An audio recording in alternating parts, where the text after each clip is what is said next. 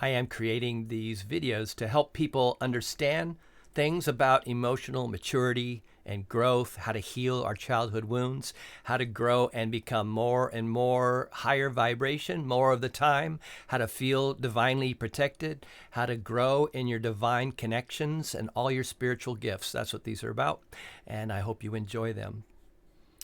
From a more generic perspective, the idea of programming and programming the public or programming society, becoming socialized in a more, coercive, it's kind of a coercive way, where the government actually creates a program, and that program is designed to get us to believe in things, and they have the different elements of what's used to program us. A lot of it's done through media, through programming, through media, through news. They control the narratives. It's taken a while, but I think many of us have learned that there is an organized manner in which the media presents information to the public. And there is kind of a growing understanding of how much the government is involved, military is involved, and many different secret societies are involved. A lot of us are just learning some of this. And so I don't mean to shock those people into, scaring them away from what I want to speak about. Many of these societies that we deal with that seem to be social clubs. They're clubs and organizations that are here to help. They want to help us. They're here to organize fundraising, to help with medical bills sometimes. Sometimes it's a way of, kind of a social group. Many people use these social groups for things like business, right? If you're a member of a business or a group, society, a lot of times you will concentrate the money influence into a small group of people, and you help benefit their businesses, their success in their financial life, and that's kind of sometimes a reasoning that you are both interested, maybe if you're a general public and not a part of associations or societies. You may join a society because you believe it'll help you in business. So those are a lot of the lures that are used to get you interested. Also, the idea of helping people financially, people of lower means get assisted with medical bills, etc. So there's a lot of good intention used by somebody when they decide to both either cooperate and contribute to a fundraiser by a certain group, like, say, for instance, the Red Cross is an example. And many of these programs we've been used to in our lifetime seeing the things that they do to help the public. And so it encourages us to support these different groups. I want to suggest that there might be other things that are going on as well. And these programs, a lot of them are designed to they're designed to pull you in with these obviously known benefits of better business and contributing back to community, right? But there are some more nefarious reasons that many of them have. And I think that many people who find this information out, they may find it out later on. They may find it out as they have been vetted. They're vetted by the different societies into their ability to handle the truth of what the society is doing. And there's many, many opinions on whether it's good or bad, and I'm not trying to make any judgment here. But what I want to start to connect for people is that from a more generic standpoint, when we talk about programs that are part of our public, part of what we see through influences of propaganda and news, etc., that's one way to look at it. And then there's a spiritual aspect to all of it. And we can see and understand how some of the spiritual aspect of things tend to connect to stuff like, the extreme is saying things like pornography, right? But there's also the sexualization of women and men in the public, more commonly experienced realms like movies, theater. And so there is a sexualization in the modeling industry, in the magazines, and it at the most extreme and most socially less acceptable public of things like pornography. And there is a continuous sexualization that is kind of projected upon the public to try and sell products, right? To sell products. And a lot of these, the way we get into some of these more extreme things like pornography, it's much easier for people to associate things like lust and the idea of even the idea of demons being involved. So you can see where going from what's the normal propaganda and public programming, and you can see how it can become more and more acceptable that it might be to a larger audience that there are demons involved. So what I want to get to is a point, honestly, of where people are less, they feel less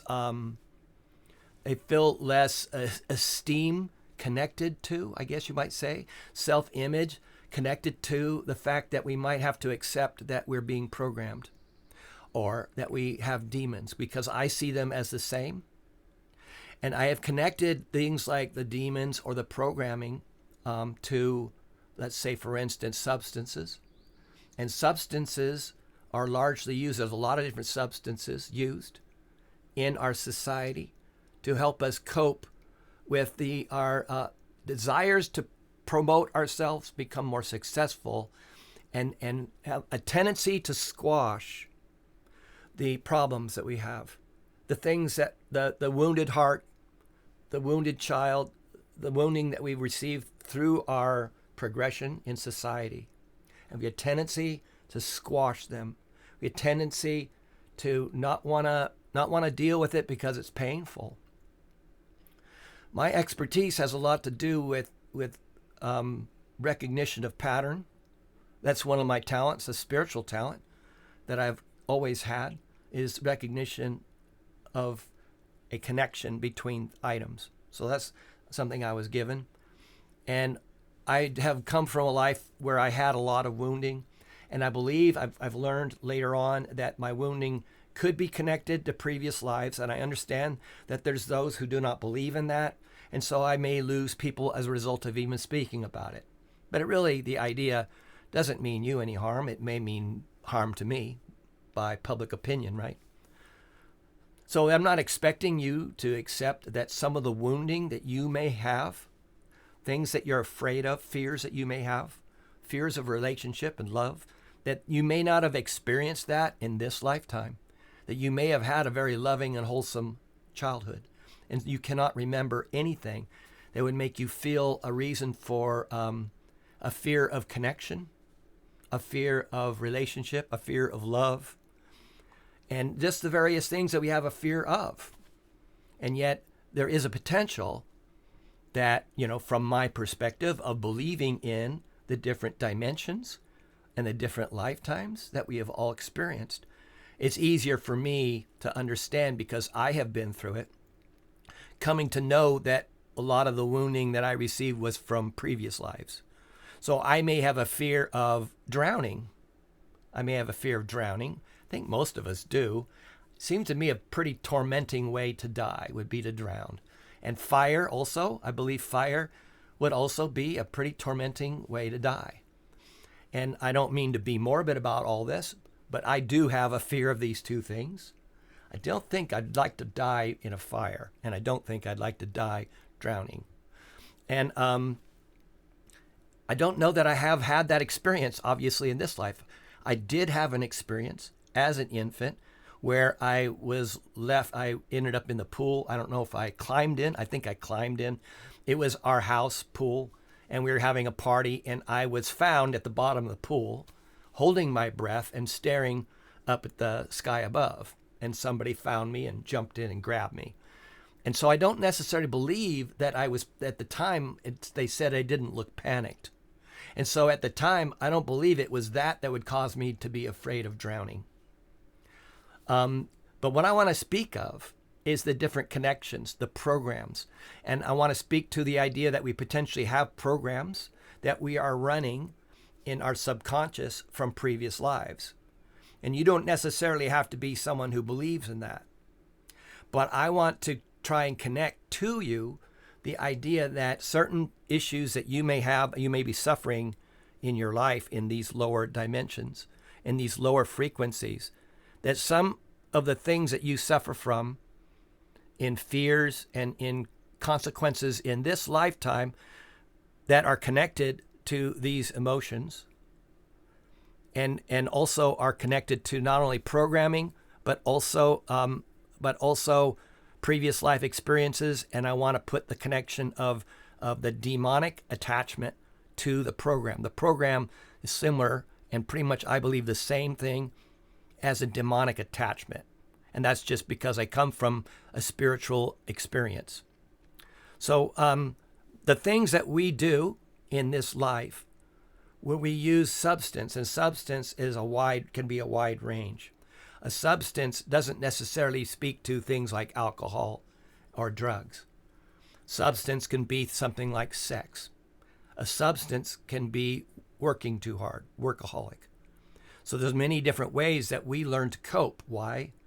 Because when we cope using these methods of substance or behavior, we do things in behavior to try and avoid these frequencies down here, or not to recognize that we live there in these frequencies. In these frequencies, for instance, a frequency of lust can be obviously handled with a sex addiction, right? So you have a tendency in this world where it's highly propagandized, the idea of sexuality, beautiful women, and it's become more and more and more. It's more and more obvious publicly. It's becoming completely obvious, the shape of, say, from my perspective, of a female's body through some of the clothing and the way people dress nowadays doesn't leave a whole lot to the imagination, which is a very easy way to attract someone's attention, whether it's to a product or to the woman figure. And I'm sure, and I know, because I don't have that perspective of the same from a male perspective, but I do believe that is same for women. They're obviously, by nature of the body and the conscious, they have the attraction to men who they find attractive, and that men can be purposely put attached to a product or attached to a program to gain the attention of ladies as well, right? So I want to make the connection that you can use your understanding of, say, if you recognize the substance, if we were to recognize the substance, and if we were come to an open-minded status where we can recognize that each substance could have its own demon, that the substance describes a specific demon based on the type of behavior that it brings about in your life. Okay? So there can be a demon connected to the programming too. So whether it's propagandized, like obviously things like alcohol, it used to be more in my youth, things like cigarettes, which is also a substance, helps you deal with panic attacks and hypertension, things like that, helps calm you down.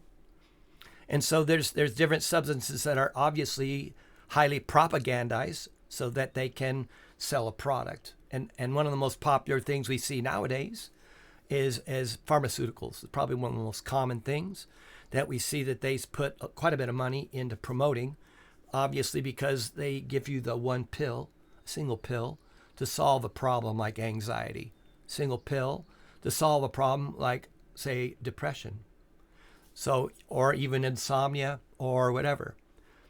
Some people misunderstand what substances will do, and it's easy to understand where, say, alcohol makes you, diminishes your inhibitions. So if you're someone who struggles with social behavior, you struggle with feeling relaxed around the opposite sex or business associates, or maybe you find it difficult to speak on the things that you wish to speak on, you can find that alcohol will loosen your inhibitions and make you feel more normal. You see, that's how things like alcohol and many, many different substances are very commonly used by people that are suffering from personality disorders, like for instance, narcissism and different type of psychopathy, right? So a lot of these substances become pretty commonly used, as well as sometimes combining it with pharmaceutical aids to things like depression and anxiety medications, etc. And you can get to where you can feel that you have a fairly normal life because of a substance. A substance helps you feel more normal. But I want to suggest that there is a hidden issue with that, and that is that many of the demons or the programming that are connected to the different substances, they also can become a problem. First of all, they're not really good about you working on your problems if they help you avoid, right? If you're dealing with these problems down here and you're avoiding them by taking a substance, then you're allowing these demons to stay in your life, or these programs, or these wounds, these deep wounds. So you have these wounds, and these wounds are shown to you by these different emotional status, and you're not able to, feel like you have to deal with it because you got your magic. You got magic substance that helps you forget about the problems, right? But the issue is that it's hard for you to sustain higher levels of frequency without the substance creating a narcissistic statement where you are completely false, but you're able to feel all of these emotions, like even empathy, even positive self-talk. You can do that under the influence, can't you? You may lack on this side authenticity and integrity. You may lack these, but you don't really care because the public doesn't know you for any different. The public doesn't know that you may spend your time in depression and doubt. You may have terrible negative self-talk. You may have these, and you may not be doing the work that helps you heal these, because substances are a demon's best friend. Substances are a program, and they allow you to stay down here where these energies and the programs are able to thieve your energy, life energy, off of you. And how do you know that? Because these substances will greatly shorten your life. They greatly reduce your amount of self-care. They greatly reduce your amount of doing the work to heal the wounds. They greatly reduce or completely eliminate your ability to stay in integrity or high frequency at a sustainable level. And as I've already shown you before, these substances will prevent you from actually being able to do the work that helps you to stay in protection, divine protection, which is in these areas. The higher you get, the higher the protection. The higher you get in frequency, the more you are protected. And you know this. You know this because someone can call you a nasty name. And if you are in these places of integrity and unconditional love, it doesn't harm you. It doesn't affect you. In those who are understanding about magic and dark magic, basically that dark magic is highly done by people who are pretty ignorant, and they basically use these nasty energies to try and, project them upon you. And they could do this because of their jealousy or other reasons. They may do this to basically have advantage over you in life or business. So they do these things, and they live in this ignorant energy of doing dark magic. They think that these spells are harming somebody of integrity and unconditional love, but that's not true. They lie to themselves. And the higher you're able to stay in high frequency and high integrity, the harder it is for them to get that to affect you. The reasoning is what they wish to do is to pull you down underwater. They want to pull you down underwater into the low frequency where they can have their effect on you. And they hope to keep you. They hope to find a way and a means to hold you in low frequency so they can steal your energy from you. So I hope this helps. My encouragement to you is to, if you're dealing with substances, including overworking, if you're having an issue with overworking yourself, which is that's my biggest thing, it's easy for me it's easiest for me to rationalize that I work a lot or work too much because I've got a lot of financial recovery to make. And yet I do know that ultimately I am supplied. My needs are supplied. I believe that. And I've seen that pretty consistency. Now, how do I get there? I get there by staying in higher frequency. And those who truly know me, those who have spent time with me one-on-one, they know my frequency. It's not a problem. They can feel it in the room. So I encourage you to do the work. If you have a substance issue, forgive yourself, okay? And I'm not saying that you're going to be able to believe that you can just drop it right away. Some can. All I want you to do is make the connection at this time to the fact that you're hiding some of the healing work that you need to do by covering it up, whether it's work or sex or drugs. Okay? You're covering it up. And if I show the connection to you so that you can actually understand what's happening, then you can start to work on one step at a time, one problem at a time, one relationship at a time, one memory at a time, one memory at a time. That's alchemizing it.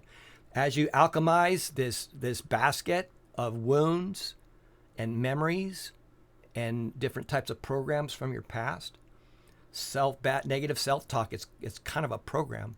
It's something that a lot of times you get from your parents. You receive that program along with other things. And so once you're able to connect the dots with that, then you can truly accept that you should forgive yourself and you should take the time to heal yourself. So I hope that happens for you, and blessings to you all. Thank you for watching this. Blessings to you.